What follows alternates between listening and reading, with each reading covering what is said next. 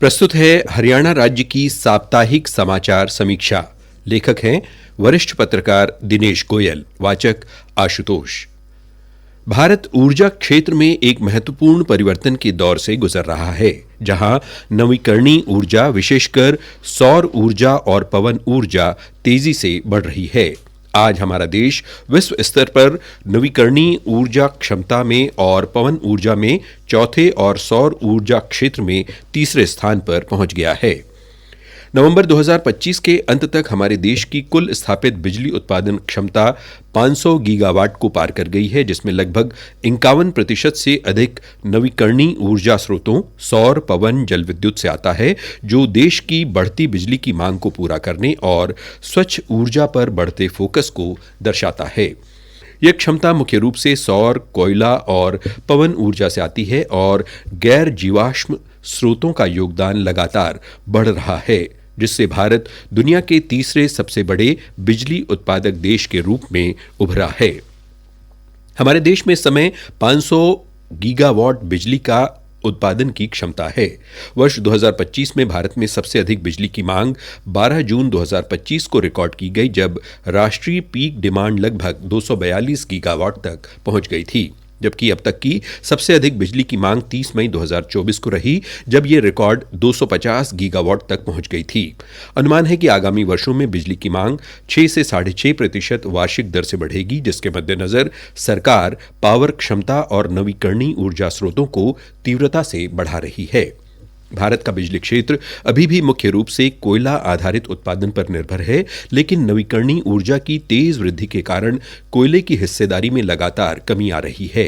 जनवरी 2025 तक देश की कुल सौर ऊर्जा क्षमता लगभग 500 गीगावाट से अधिक हो गई है। पिछले दशक में सौर क्षमता लगभग 35 गीगावाट से 100 गीगावाट तक बढ़ी है, जो एक तेज और मजबूती से विकास का संकेत है। प्रमुख सौर ऊर्जा उत्पादक राज्यों में राजस्थान, गुजरात, महाराष्ट्र और तमिलनाडु शामिल हैं, जिन्होंने सौर ऊर्जा इंफ्रास्ट्रक्चर के विस्तार में अग्रणी भूमिका निभाई है।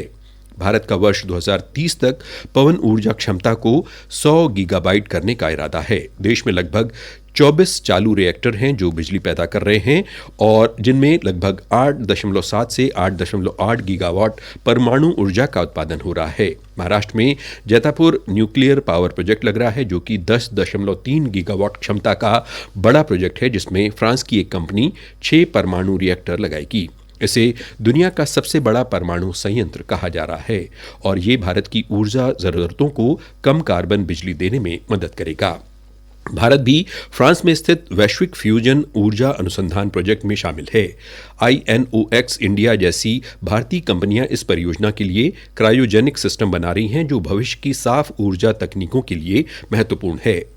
इधर हरियाणा में बिजली की मांग लगातार बढ़ रही है, जो गर्मियों में 14,000 मेगावाट से अधिक हो जाती है और इस मांग को पूरा करने के लिए राज्य सरकार उत्पादन बढ़ाने, सौर ऊर्जा अपनाने और ग्रिड सुधार पर ध्यान केंद्रित कर रही है, जिसमें नए थर्मल प्लांट और नवीकरणीय ऊर्जा स्रोतों के माध्यम से क्षमता वृद्धि पर जोर है।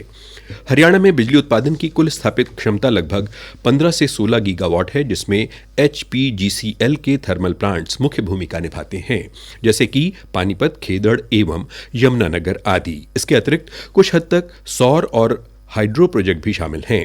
Haryana power generation corporation limited के अंतर्गत लगभग 2372 मेगावाट की उत्पादन क्षमता संचालित होती है, जिसमें थर्मल प्लांट का बिजली उत्पादन में बड़ा हिस्सा है। राज्य की नवीकरणीय सौर ऊर्जा भी तेजी से बढ़ रही है, जिससे बिजली उत्पादन में स्वच्छ ऊर्जा का योगदान बढ़ रहा है। राज्य की कुल सौर क्षमता लगभग 2200 मेगावाट के आसपास है। इसके साथ बायो एनर्जी, सिंचाई सौर पंप आदि अन्य छोटे स्रोत भी जुड़ रहे हैं। कुल नवीकरणीय ऊर्जा क्षमता राज्य की कुल क्षमता का एक महत्वपूर्ण हिस्सा बन चुकी है। यमुनानगर में 1800 मेगावाट की नई अल्ट्रा सुपर क्रिटिकल यूनिट स्थापित करने की योजना है, जिससे राज्य की बिजली उत्पादन क्षमता में काफी वृद्धि होगी और हरियाणा की बिजली के क्षेत्र में आत्मनिर्भरता की तरफ दावेदारी मजबूत होगी। नवीकरणीय ऊर्जा विस्तार से भविष्य में हरियाणा राज्य की स्थिति में सुधार संभव है।